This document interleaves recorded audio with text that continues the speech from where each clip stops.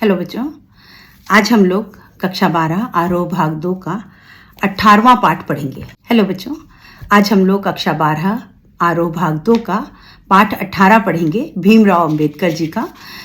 आपके पाठ का नाम है श्रम विभाजन और जाति प्रथा। तो यहाँ पर हम उन पाठ पढ़ने से पहले हम लेखक का परिचय देखते हैं। जीवन परिचय। मानव मुक्ति के पुरोधा बाबा साहब भीमराव अंबेडकर का जन्म 14 अप्रैल 1891 ईस्वी में मध्य प्रदेश के महू नामक स्थान पर हुआ था। इनके पिता का नाम श्री राम जी था, माता जी का नाम भीमाबाई था। 1907 ईस्वी में हाई स्कूल की परीक्षा के बाद इनका विवाह रमाबाई के साथ हुआ। प्राथमिक शिक्षा के बाद बड़ौदा नरेश के प्रोत्साहन पर उच्चतर शिक्षा के लिए न्यूयॉर्क और फिर वहां से लंदन गए, यानी उच्चतर शिक्षा हायर स्टडीज इन्होंने बाहर करी। इन्होंने कोलबिंदा विश्वविद्यालय से पीएचडी की और उपाधि प्राप्त करी। इसके बाद इन्होंने 1923 में मुंबई में उच्च न्यायालय में वकालत शुरू की, यानी ये पेशे से वकील थे। 1924 में इन्होंने बहिष्कृत हितकारिणी सभा की स्थापना की। ये संविधान के प्रारूप समिति के सदस्य थे। इनकी मुख्य क्या था, ये जो हमारी संविधान समिति बनी उसका इनको सदस्य बनाया गया। और दिसंबर 1956 ईस्वी में दिल्ली में इनका देहावसान हुआ। और भीमराव अंबेडकर जी ने हमारी जो संविधान था उसका प्रारूप तैयार किया था अंबेडकर जी ने। इन्होंने बहुत सी रचनाएं भी लिखी जिसको कि कई खंडों में प्रकाशित किया गया। इनके बहुत से भाषण जो थे वो भी बहुत प्रसिद्ध रहे, जिसको कि पुस्तकों में छापा गया। इनकी विशेषताएं क्या थी, ये आधुनिक भारतीय चिंतकों में से एक थे। मतलब चिंतक मतलब फिलोसोफर और थिंकर थे, और अपनी सोच को ये शब्दों में लिख करके जनता को देते थे। तो ये बहुत बड़े थिंकर थे। और इन्होंने अधिकतर अपना पूरा जीवन दलित की मुक्ति के लिए और सामाजिक समता के लिए अपना जीवन दिया। मतलब जो कुछ कार्य किया इन्होंने, उसके पीछे इनका उद्देश्य क्या होता था, सामाजिक समता, सोशल इक्वलिटी और दलित संघर्ष, यानी दलितों का जो हमारे कम जो बैकवर्ड जनता है उसको प्रोत्साहन करने के लिए, उनको बढ़ाने के लिए उन्होंने कार्य किया। अभी यहाँ जो हम पाठ पढ़ रहे हैं तो ये अंबेडकर जी का एक विख्यात भाषण छपा था जो कि ललई सिंह यादव ने लिखा था। उसका छोटा सा पाठ यहाँ पर आप पढ़ने जा रहे हैं। यह भाषण जो था वो जाति पाति के तोड़क मंडल के वार्षिक सम्मेलन के अध्यक्षणीय भाषण के रूप में तैयार किया गया था। जाति पाति जो हमारे देश में चल रही है उसको तोड़ने के लिए जो कार्य किए जा रहे थे उसके रूप में इन्होंने ये भाषण इन्होंने छपा था।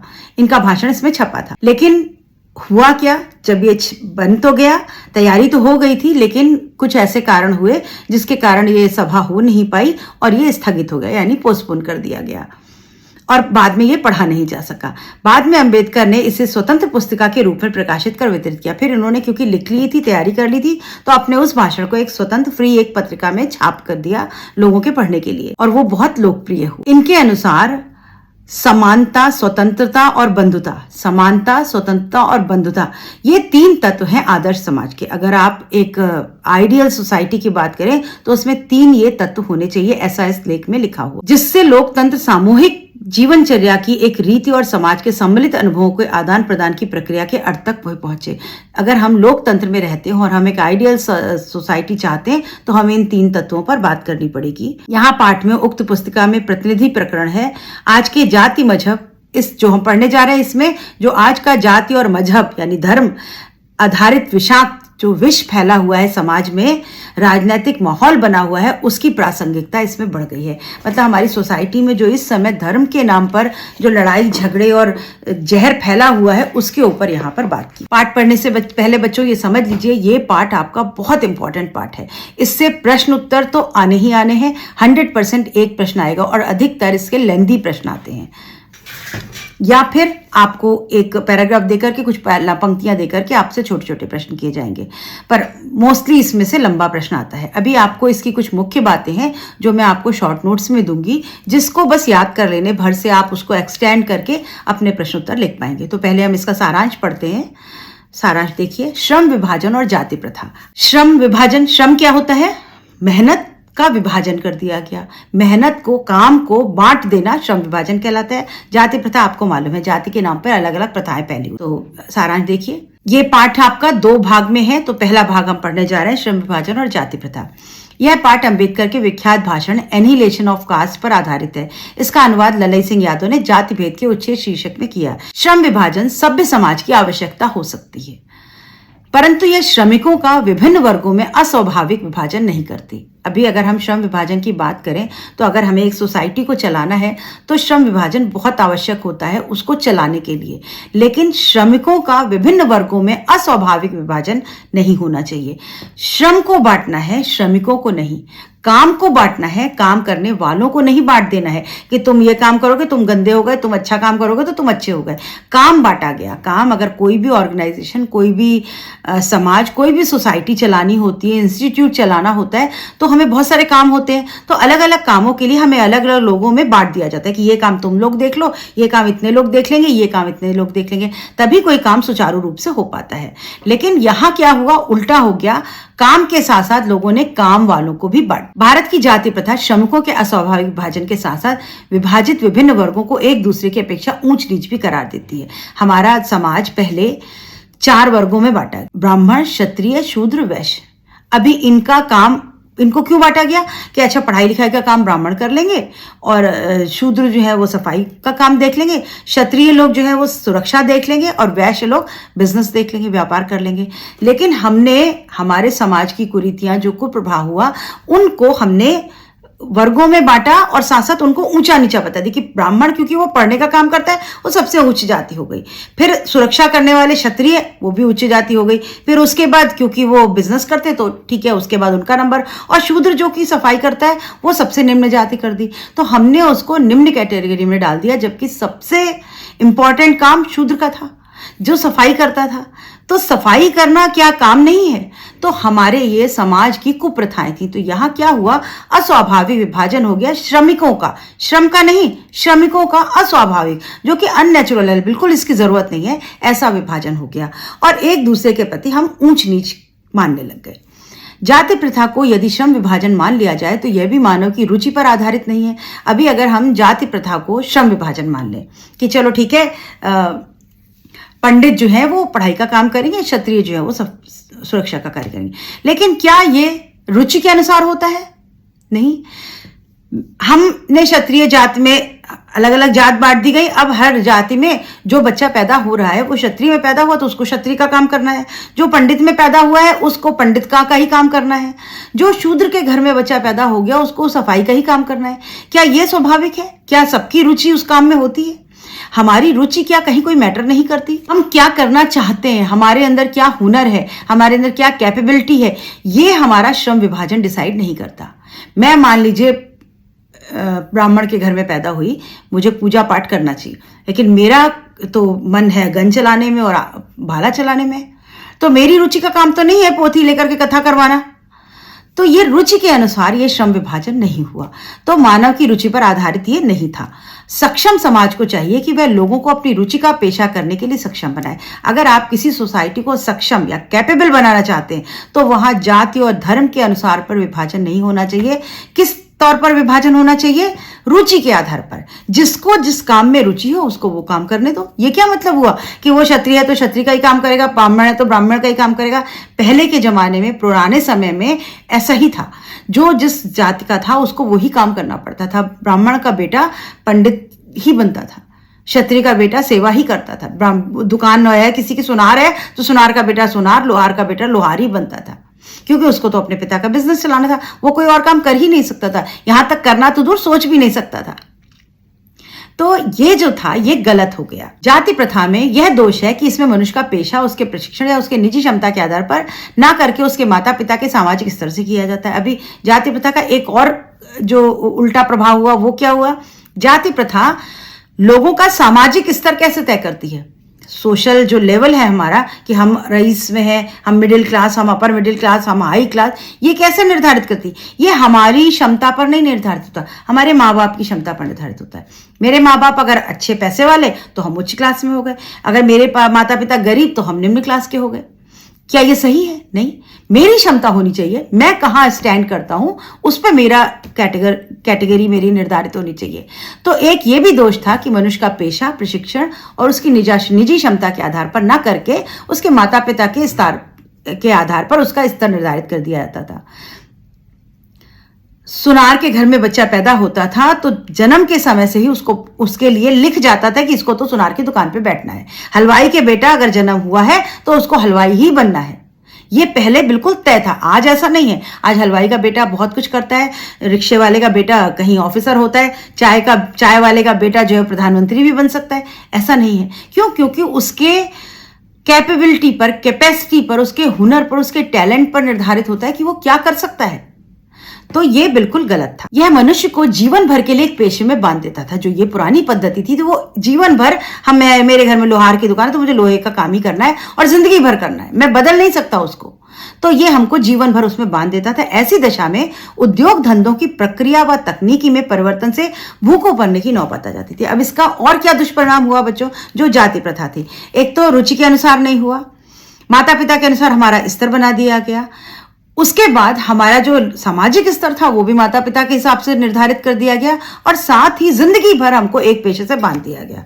और क्या हुआ कि हम जो पेशे में हम जाते हैं, मेरा मन नहीं है उस पेशे, मेरा मन नहीं लगता, तो मैं वो काम करूंगी तो मजबूरी है मेरी, पर मेरे उस काम में मेरी क्वालिटी नहीं आएगी, मेरा मन नहीं लगेगा।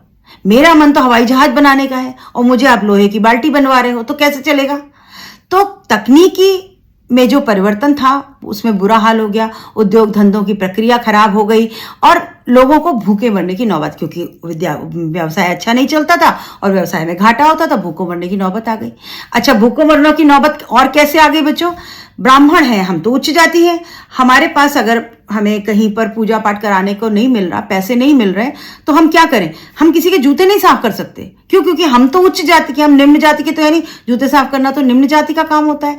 तो हम क्या करते थे? हम भूखों मर जाएंगे लेकिन हम जूते नहीं साफ करेंगे, हम भीख मांगकर नहीं खाएंगे, भूखे रह लेंगे लेकिन हम कोई छोटा काम नहीं करेंगे, हम तो उच्च जाति के हैं।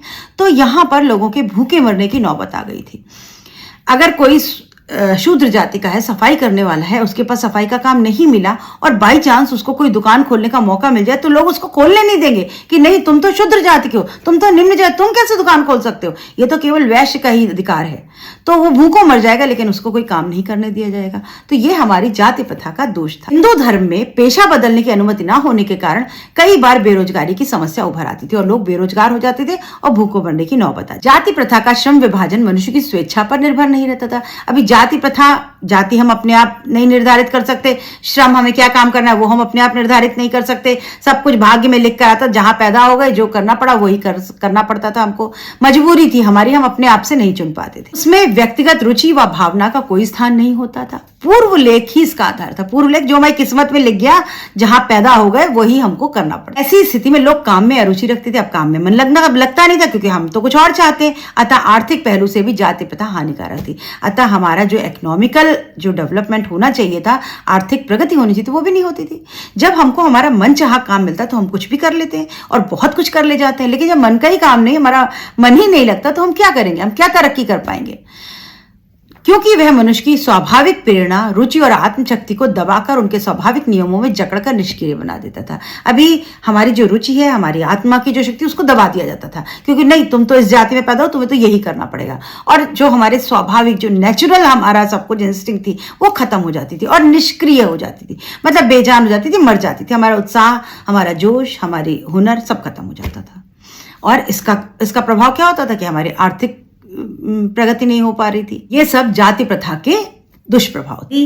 दूसरा जो पार्ट है इसमें, वो है बच्चों मेरी कल्पना का आदर्श समाज। अभी यहाँ इस पार्ट में वो क्या बता रहे हैं कि आदर्श समाज में 3 तत्व अनिवार्य होते हैं, 3 तत्व जरूरी होते हैं। वो क्या क्या होते हैं ये भीमराव अंबेडकर ने बताया। पहले तो उन्होंने क्या चल रहा है वो बताया, उसकी बुराई बताई, उसके दोष बताए। अब वो खुद क्या कहना चाहते हैं, कैसा होना चाहिए हमारा आदर्श समाज, मेरी कल्पना और आदर्श समाज। उनकी कल्पना में आदर्श समाज कैसा होगा, उसके उन्होंने 3 अर्थ बताए। क्या? समानता, स्वतंत्रता, बंधुता। इनसे लोकतंत्र, सामूहिक दिनचर्या, जीवनचर्या की एक रीति तथा समाज के सम्मिलित अनुभवों के आदान प्रदान की प्रक्रिया के अर्थ तक पहुंचा जा सकता है। ये अगर हम करें तो हम एक आइडियल समाज, सोसाइटी बना सकते हैं। अब इसका सारांश देखिए। लेखक का आदर्श समाज स्वतंत्रता, समता, भ्रातृत्व पर आधारित होगा। समाज में इतनी गतिशीलता होनी चाहिए कि कोई भी परिवर्तन समाज में तुरंत प्रसारित हो। स्वतंत्रता, समता, भ्रातृत्व, अब ये 3 बातों को अलग अलग आपको याद रखना होगा कि किसका मतलब क्या था। अभी क्या है कि समाज में इतनी गतिशीलता होनी चाहिए, कंटिन्यूटी होनी चाहिए कि कोई भी विकास हुआ तो यहां से लेके यहां तक पहुंच जाए। अब इतना बड़ा समाज है, मान लीजिए जैसे मोदी जी आए, उदाहरण के लिए कोरोना आया तो हमने कैशलेस शुरू कर दिया, हमने ऑनलाइन कार्ड से पेमेंट शुरू कर दिया बच्चों। तो ये सब कुछ इतना फास्ट हुआ कि एक बड़े टाटा अंबानी बिरला और साथ में एक सब्जी वाला, वहां तक ये प्रोसेस एकदम फास्ट शुरू हुआ। सबने इसको सीखा, सबके पास ये पद्धति पहुंची और सबने इसका फायदा उठाया। आज आप किसी भी दुकान पे सब्जी वाला, जूता वाला, फल वाला, जूस वाला कहीं पहुंच जाइए, उसका वो स्कैनर लगा होता है कि आप उसमें QR कोड से स्कैन करिए और पेमेंट कर दीजिए। क्या आज से 2 साल पहले हम सोच सकते थे कि बिना पर्स में पैसे लिए हम मार्केट जा सकते हैं? आज हमारे पास कार्ड हो, फोन हो तो हम कहीं भी कुछ भी कर सकते हैं। आजकल किसी को पर्स में पैसे रखने की भी कोई जरूरत नहीं है, यहां तक कि 2 रुपए 5 रुपए की भी जरूरत नहीं है। तो कोई समाज ऐसा होना चाहिए कि उसमें अगर कोई गतिशीलता होनी चाहिए, कोई भी चेंज हुआ तो यहां से लेके यहां तक वो चेंज फटाक से पहुंचे। ऐसे समाज में सबका सब कार्यों में भाग होना चाहिए। और अगर आइडियल समाज है तो हर नागरिक का हर काम में भागीदारी होनी चाहिए। बिना मेरे जाने देश में कुछ होना नहीं चाहिए। मैं एक आम आदमी हूं, लेकिन देश में क्या हो रहा है हर बड़े डिसीजन में मेरी भागीदारी होनी चाहिए। जो मोदी जी आजकल मन की बात करते हैं, या आपने देखा होगा कुछ सर्वे आते हैं कि ये नियम लागू किया जाए कि नहीं, वो किया जाए कि नहीं, तो कैसे लोगों की राय जाने। अब मोदी जी घर घर तो नहीं जाएंगे, तो एक सर्वे निकाला जाता है, फोन पे, नेट पे, टीवी पे, रेडियो पे आता है कि आप किसके पक्ष में है, अपना यस और नो लिखिए। हमको यस लिखता है, कोई नो लिखता है, वो सारा एक कैलकुलेशन डाटा बनाया जाता है और सरकार तक पहुंचता है, फिर वो उसके आधार पर अपने डिसीजन लेते हैं। तो हर आदमी की भागीदारी हर नियम में होनी चाहिए। जो असली समाज है, असली लोकतंत्र, डेमोक्रेसी का मतलब है जनता का राज, जनता के लिए, जनता के द्वारा। हमारा ही राज है, हमारे लिए है और हमारे ही द्वारा है। यह है जनतंत्र यानी डेमोक्रेसी।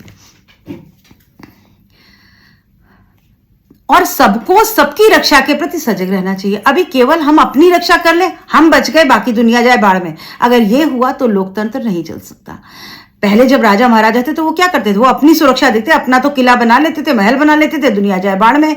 तो आज ऐसा नहीं है। लोकतंत्र का मतलब है कि सब सुरक्षित होने चाहिए, सबकी सुरक्षा का ध्यान सबको रखना पड़ेगा, सबको सजग रहना पड़ेगा, सबको संपर्क के साधन और अवसर मिलने चाहिए। अब सबको एक दूसरे से बात करने के लिए संपर्क, कम्युनिकेशन, संपर्क कर पाए, हम एक दूसरे कनेक्ट हो पाए, इसका अवसर भी मिलना चाहिए। खाली तकनीकी बढ़ा दी उससे कुछ फर्क नहीं पड़ेगा। आप तकनीकी को, लोगों को ये अवसर दें, ये अपॉर्चुनिटी दें, ये मौका दें कि वो भी उस तकनीकी का फायदा उठा पाए। तो ये सब कुछ डेमोक्रेसी में होना चाहिए। ये किसने बताया? भीमराव अंबेडकर ने। आज से कितने साल पहले बच्चों, जब आजादी मिली और संविधान लागू हुआ था, उस समय उन्होंने ये सब बातें अपने संविधान में लिखी थी। यही लोकतंत्र है। लोकतंत्र मूलतः सामाजिक जीवनचर्या की एक रीति व समाज के सम्मिलित अनुभवों के आदान प्रदान का नाम है। लोकतंत्र है क्या? एक रीति है, एक तरीका है इतने सारे लोगों का एक साथ जीने का। वो किस तरीके से जिएंगे, किस नियमों पर चलकर जिएंगे, कैसे एक दूसरे के अनुभव को आदान प्रदान करेंगे, इसका एक तरीका है। मान लीजिए मैंने एक तरीका इजाद किया कि मेरे पास एक ट्रिक आ गई कि मैं बिना पैसे के कैशलेस काम कर सकती हूं, और मैं अपने पड़ोसी को ना बताऊं कि नहीं ये तो मेरा पर्सनल है, मेरा कॉपीराइट है, तो क्या समाज बढ़ेगा? नहीं। अगर कुछ इजाद हुआ तो वो सरकार तक पहुंचा और सरकार ने उसका फायदा सबको दिया, सबको वो मिल गया। कोरोना की वैक्सीन निकली तो जिस साइंटिस्ट ने वैक्सीन बनाई थी वो केवल अपने लिए रखता, अपने परिवार के लिए, हम बच जाए, बाकी दुनिया जाए बाढ़ में। क्या तो होता तो क्या हम आज बच पाते? नहीं। वो वैक्सीन बनी, सरकार के हाथों में आई, और सरकार के हाथों से सरकार ने सबको बांटी, घर घर जाके बांटी, फ्री बांटी, कम पैसे में बांटी, और सबको मिली, सब सुरक्षित हुए। तो लोकतंत्र जो है वो सबके लिए होता है, सबको साथ देना होता है उसमें। आवागमन, जीवन व शारीरिक सुरक्षा की स्वाधीनता, संपत्ति, जीविकोपार्जन के लिए जरूरी औजार व सामग्री रखने के अधिकार की स्वतंत्रता पर किसी को कोई आपत्ति नहीं होनी चाहिए। अभी हम स्वतंत्र देश के नागरिक हैं, हम डेमोक्रेटिक हैं, तो हमको क्या क्या फैसिलिटी है? आवागमन, हम कहीं भी आ जा सकते हैं, कोई हमें रोक नहीं सकता। हम भारतवासी, हम भारत में कहीं भी आए जाएं। जीवन व शारीरिक सुरक्षा, हम अपनी सुरक्षा कैसे भी कर सकते हैं, ये हमारा तरीका है। हाँ, हम नियमों के खिलाफ नहीं जा सकते, लेकिन हम अपनी बचाव कर सकते हैं, उसकी स्वतंत्रता है हमारे पास। संपत्ति, हम कितनी भी संपत्ति बना सकते हैं। आप टैक्स पे करिए और आप संपत्ति बनाइए, हमको सब स्वतंत्र है। जीविकोपार्जन के लिए जरूरी औजार और सामग्री रखने का अधिकार। हमें जीना है, हमें कैसे अपने घर का खर्चा चलाना है, उसके लिए हम कुछ भी खरीद सकते हैं, कोई दुकान बना सकते हैं, कहीं बिजनेस कर सकते हैं, हम कुछ भी कर सकते हैं, उसके लिए हम स्वतंत्र हैं। सरकार को केवल टैक्स चाहिए और कोई इलीगल काम नहीं होना चाहिए, बाकी हम फ्री हैं, अपने देश में हम फ्री हैं। ये लोकतंत्र की क्वालिटी है बच्चों। आज भी सबसे बड़ा लोकतंत्र है हमारा देश। परंतु मनुष्य के सक्षम व प्रभावशाली प्रयोग की स्वतंत्रता देने के लिए लोग तैयार नहीं। लेकिन मनुष्य कैसा है? सक्षम और प्रभावशाली प्रयोग की स्वतंत्रता देने के लिए तैयार नहीं होता। अगर हम सक्षम है तो हमें स्वतंत्रता दो, हम कुछ करें ना। काम तभी होते हैं जब आप किसी को लिबर्टी दें। तो लिबर्टी देंगे तो वो अपना काम आराम से कर पाएगा, लेकिन मनुष्य इसके लिए तैयार नहीं है। इसके लिए व्यवसाय चुनने की स्वतंत्रता देनी होती। मेरा लड़का अगर एरोप्लेन बनाने में इंटरेस्टेड है तो मुझे क्या करना पड़ेगा? उसको स्वतंत्रता देनी पड़ेगी। हाँ ठीक है, जाओ, जो पैसे हैं जितना है मैं तुम्हें दूंगी, बेटा जाओ, जो कर सकते हो करो। साइंटिस्ट बनना चाहते हो तो उसको जाने तो देना पड़ेगा, तभी तो वो कुछ कर पाएगा, नहीं तो बुद्धि लग के घर में बैठेगा और जाकर के कहीं नौकरी कर लेगा। तो हमें स्वतंत्रता देनी होती है। इस स्वतंत्रता के अभाव में व्यक्ति दास्ता में जकड़ा रहेगा, और अगर उसको ये स्वतंत्रता ना मिले तो वो व्यक्ति जो है वो दास्ता में जकड़ जाएगा। दास्ता किसी के अंडर में काम करना। मान लीजिए किसी ऑफिस में कोई काम करता है, उसमें एक आदमी बहुत टैलेंटेड है, लेकिन उसको ये अधिकार नहीं है कि वो अपने मन से कोई नई नियम बनाए और इंप्लीमेंट करे। बॉस से पूछना पड़ेगा, बॉस से नहीं नहीं जो मैंने कहा है बस वही होगा। तो वो क्या करेगा? उसके पास कितनी भी ताकत हो, कितनी भी बुद्धि हो, वो अपने आइडियाज रख के जेब में रख के बैठा रहेगा। अगर उसको थोड़ी सी स्वतंत्रता मिल जाए, थोड़े से उसको साथ मिल जाए, तो वो और तरक्की कर सकता है। मोदी जी आजकल क्या कर रहे हैं? बच्चों को उन्होंने बोला है कि तुम्हारे अंदर कोई आइडिया है तो मेरे पास भेजो, मैं तुम्हें सुविधा दूंगा, तुम्हें पैसा दिलवाऊंगा, तुम्हें पढ़ने भेजूंगा कि तुम आगे तरक्की कर पाओ। और आजकल बच्चे जो है वैसे से आइडिया ला रहे हैं। अभी एक कोई प्रोग्राम आता है, मुझे नाम नहीं उसका याद है, उसमें भी लोग अपने नए नए आइडियाज लेके आते हैं और स्पॉन्सर, पैसे वाले लोग उनको स्पॉन्सर करते हैं कि तुम ये कहा, ठीक है तुम्हारा ये आइडिया बहुत अच्छा है, हम करके देखते हैं। तो ये स्वतंत्रता किसी को मिलेगी तभी तो कुछ नया होगा, नहीं तो क्या होगा? हम दास्ता में जकड़ जाएंगे, हम किसी के अंडर बस काम करते रहेंगे नौकर बन करके। और दास्ता केवल कानूनी नहीं होती। दास्ता यानी अगर हम किसी को लोग बनाकर जेल में दास बना करके ले जाते हैं, सर्वेंट बना लेते हैं, ये केवल कानूनी चीज नहीं है। यह वहां भी है जहां कुछ लोगों को दूसरे द्वारा निर्धारित व्यवहार व कर्तव्यों का पालन करने के लिए विवश होना पड़ता है। आप किसी इंस्टीट्यूशन में नौकरी करने जाएं तो आपको नियम कानून के साथ ही चलना पड़ता है। आप अपनी मर्जी से काम नहीं कर सकते। आपको मालूम है कि 5 बजे ऑफिस बंद, तो आपको 5 बजे काम खत्म करना पड़ता है सरकारी नौकरियों में, और आपको जाना ही पड़ेगा, अगले दिन आकर कर लेना। लेकिन आज की जो प्राइवेट नौकरियां हैं उनको सब पता है। उनको पता है कि अगर एक बच्चा लग गया काम में, वो 10 बजे तक काम करना चाहता है तो उसको 10 बजे तक काम करने की अनुमति है, करो। और कल अगर तुम आज देर तक काम करे थे तो कल तुम सुबह 8 बजे के बजाय तुम 12 बजे आ जाना बेटा। आज प्राइवेट कंपनियां आपको इतनी छूट देती हैं, तभी आज के बच्चे बहुत कुछ नया कर पा रहे हैं। आज हर काम कंप्यूटर से होता जा रहा है, और कंप्यूटर में करने के लिए जो आज के कोडर्स, डेवलपर्स हैं, वो इस तरह के काम करते हैं। और क्यों कर पाते हैं? क्योंकि उनको स्वतंत्रता है। पहले की नौकरियों में नहीं थी, और उससे पहले तो बिल्कुल ही नहीं था। तो ये हम दास्ता केवल कानूनी नहीं होती, ये हमको जबरदस्ती, व्यवहार में भी यही है, हम नहीं कर पाते, हमें विवश होना पड़ता है। फ्रांसीसी क्रांति के नारे में समता शब्द सदैव विवादित रहा। फ्रांसीसी क्रांति, जब फ्रांस में क्रांति हुई थी तो उस समय समता जो है वो शब्द उनके लिए विवाद का जड़ था कि नहीं, समता कैसे हम बराबर कैसे हो सकते? कोई ऊंचा है, कोई नीचा है, कोई किस जाति का, कोई किस जाति, हम कैसे बराबर हो सकते? वहां तो श्वेत का बहुत ज्यादा था। समता के आलोचक कहते हैं कि सभी मनुष्य बराबर नहीं होते। यह सत्य होते हुए भी महत्व नहीं रखता, क्योंकि समता असंभव होते हुए भी नियामक सिद्धांत है। मनुष्य की क्षमता 3 बातों पर निर्भर होती है। अब मान लेते हैं कि हम सब बराबर नहीं होते, ठीक है, मैं अलग हूं, आप अलग हैं, वो अलग है, वो अलग है, तो कोई नियम बने तो समता कैसे हो सकती है? सब तो अलग अलग है। बच्चों, समता जो है वो वाकई प्रैक्टिकली पॉसिबल नहीं है। हर मनुष्य एक दूसरे से मनुष्य से अलग होता है, लेकिन कुछ जगहों पर व्यवहार में कुछ नियम बनाने के लिए समता को मानना जरूरी हो। ये बात बिल्कुल सच है कि लोग बराबर नहीं होते, लेकिन फिर भी समता महत्व रखती है। अगर हम समता नहीं मानेंगे, सबको बराबर नहीं मानेंगे, तो हम कोई नियम नहीं निकाल सकते, हम देश नहीं चला सकते। मनुष्य की क्षमता 3 बातों पर निर्भर होती है। किस किस बात पर? एक शारीरिक वंश परंपरा, दूसरी सामाजिक उत्तराधिकार, और तीसरी मनुष्य के अपने प्रयत्न। ये याद रखना पड़ेगा आपको। हम हमारी क्षमता, कैपेसिटी, मेरी कैपेसिटी किस बात पर निर्भर है? मेरा शरीर कैसा है, मैं फिट हूं कि नहीं, मेरी वंश परंपरा, मेरे लोग, घर के लोग कैसे थे, पीढ़ी पूर्वज कैसे थे, मैं उसके अनुसार कार्य करूंगी। दूसरी मेरी क्षमता कैसी होगी? सामाजिक उत्तराधिकार, मुझे समाज में क्या उत्तराधिकार मिला, क्या मुझे अपने पूर्वजों से मिला। मान लो मेरे पापा बहुत पैसे वाले थे, तो मेरे पास पैसा वैसा है और मेरी अच्छी परंपरा, तो मैं ज्यादा काम कर पाऊंगा। अब मैं गरीब परिवार में मैंने जन्म लिया, मेरे पास कुछ नहीं है, तो मेरे पास कितनी भी बुद्धि हो, कितनी भी शक्ति हो, मैं कुछ नहीं कर सकती, क्योंकि पैसा नहीं है, मेरे पास स्तर नहीं है। तो ये मेरी कैपेसिटी को प्रभावित करता है। तीसरा, मनुष्य के अपने प्रति, मेरे पास पैसा भी है, मैं शरीर से भी बिल्कुल ठीक, लेकिन मैं प्रयत्न ही नहीं करना चाहती, मैं तो आराम से बैठी रहूंगी, तो क्या मैं कैपेसिटी बढ़ा पाऊंगी? नहीं बढ़ा पाऊंगी। तो हमारी जो कैपेसिटी है, क्षमता है, जो हमारा हुनर है, वो 3 बातों से बढ़ता है। और बिल्कुल सच है, आप बीमार हैं, आप फिजिकली फिट नहीं, आपको कितना भी पैसा दे दें, कितनी भी किताबें लाके दे, कितने बढ़िया स्कूल में लाके आपको पढ़ा दिया जाए, और आप खूब मेहनत भी कर रहे हो, फिर भी नहीं कर पाओ, क्योंकि आप फिजिकली फिट नहीं हो। आप फिजिकली फिट हो, आपके पापा मम्मी जो हैं वो नहीं आपको उत्तराधिकार में कुछ दे पाए, पैसा नहीं है, नहीं अच्छे स्कूल में पढ़ा सकते, आप बहुत मेहनत भी कर रहे हो, फिजिकली भी बहुत स्ट्रांग हो, लेकिन आपके पास पैसा ही नहीं है कि आप किताब खरीद सको और सुविधाएं जुड़ा पाओ, तो आप अच्छा पास नहीं हो सकते। आपके पास शरीर भी बहुत अच्छा है, पिताजी ने पैसा भी बहुत दे दिया, लेकिन आप प्रयत्न ही नहीं करना चाहते, घर में पड़े 10 बजे तक सोते रहते हो, तो क्या आप अच्छे नंबरों से पास हो पाओगे? नहीं। तो तीनों चीजें बहुत जरूरी हैं अपनी क्षमता को, कैपेसिटी को, कैपेबिलिटी को बढ़ाने के लिए। क्या क्या? हमारे शारीरिक और वंश परंपरा, हमारा सामाजिक उत्तराधिकार जो हमें माता पिता से वसीयत में मिलता है, मनुष्य की अपने प्रति आपकी कोशिश, ये 3 बातें इंपॉर्टेंट हैं। इन तीनों दृष्टियों से मनुष्य समान नहीं होते, और इन तीनों में हर मनुष्य अलग होता है, कोई अलग, किसी को कुछ मिलेगा, किसी को कुछ मिलेगा।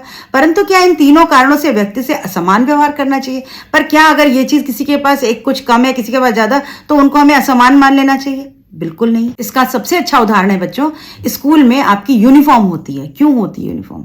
कुछ कारण है ना इसके पीछे। एक बच्चा बहुत बड़े घर से आता है, उसके फादर जो है वो गजेटेड ऑफिसर हैं, एक बच्चा मिडिल क्लास से आता है और एक बच्चा बहुत लोअर क्लास से आता है, किसी तरह उसके पिताजी माताजी मेहनत करके फीस भर पाते हैं। तो एक तो आएगा बिल्कुल सूट बूट में, एक आएगा नॉर्मल साधारण कपड़ों में, और वो बच्चा हो सकता है उसके कपड़े फटे हो या कपड़े ही ना हो उसके पास, फटा जूता हो, और ऐसा होता है। तो यूनिफॉर्म बना दी गई है कि तुम किसी भी केडर से आओ, किसी भी जगह से आओ, क्या तुम्हारी वसीयत है, क्या उत्तराधिकार है, क्या वंश परंपरा है, स्कूल में सब बराबर है। कोई टीचर किसी भी बच्चे को अलग अलग नहीं पढ़ाता कि अरे वो बड़े घर का लड़का है, उसके साथ उसको ज्यादा पढ़ा दो, ये छोटे घर का है, इसको कम पढ़ाओ। समानता हम रखते हैं, तो समानता बहुत जरूरी है। भले हम प्रैक्टिकली हम बराबर नहीं हैं, लेकिन ये बहुत जरूरी है। हम इन कारणों में अंतर होने की वजह से हम किसी को असमान नहीं मान सकते। उम्मीद करती हूँ समझ में आ रही होगी बात।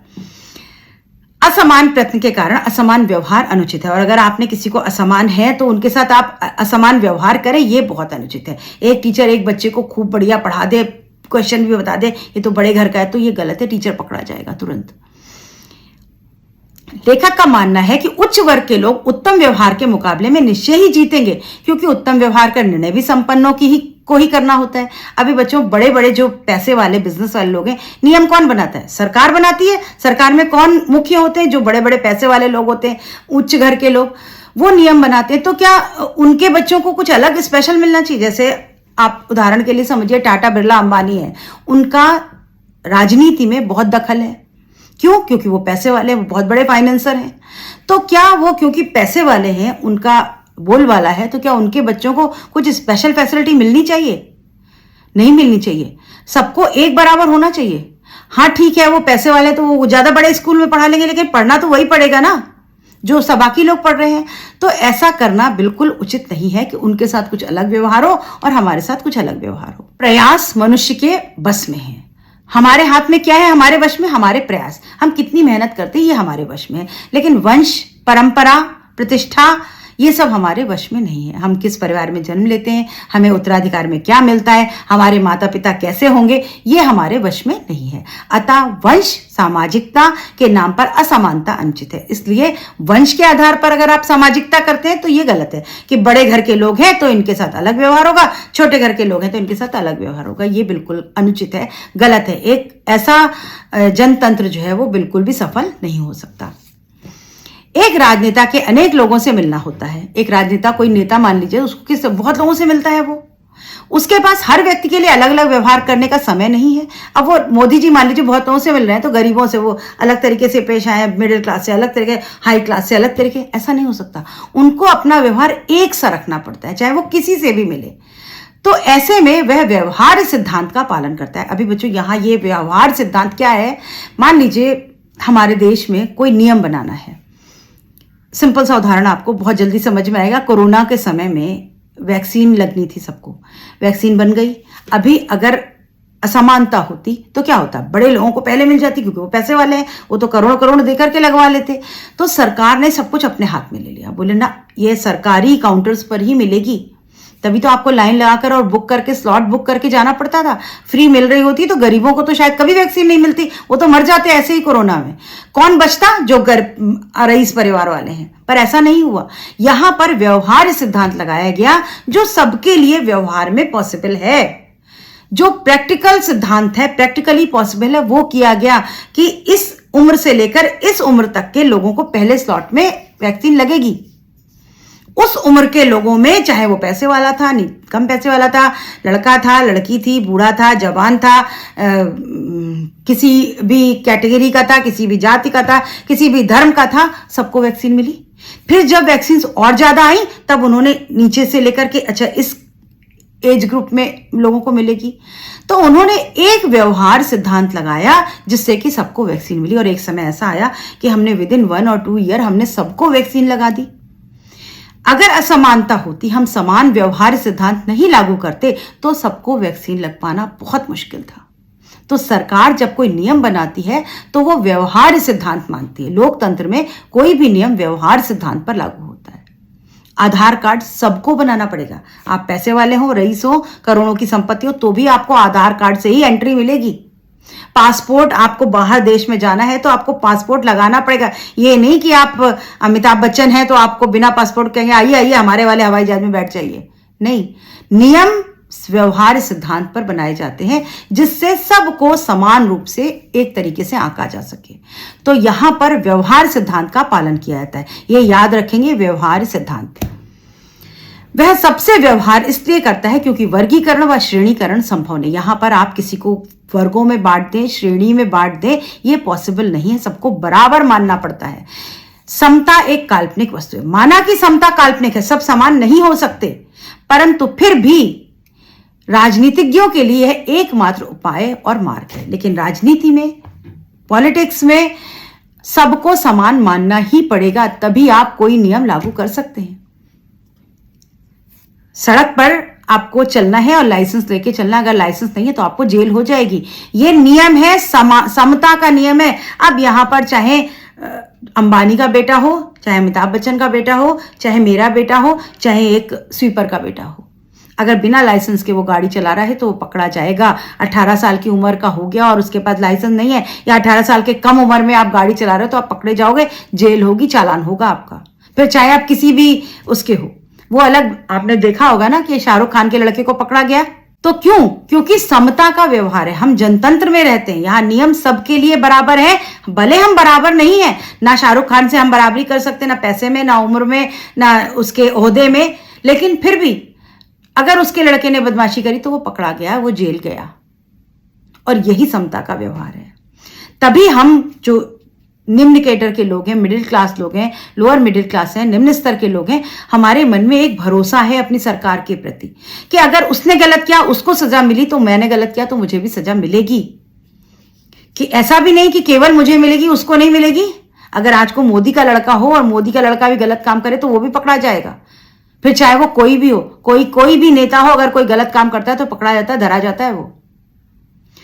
तो ये समता एक काल्पनिक वस्तु होने के बाद भी यही एकमात्र रास्ता है पॉलिटिशियन का, राजनीति में कोई नियम बनाने में एकमात्र रास्ता है, तभी आप कोई नियम लागू कर सकते हैं।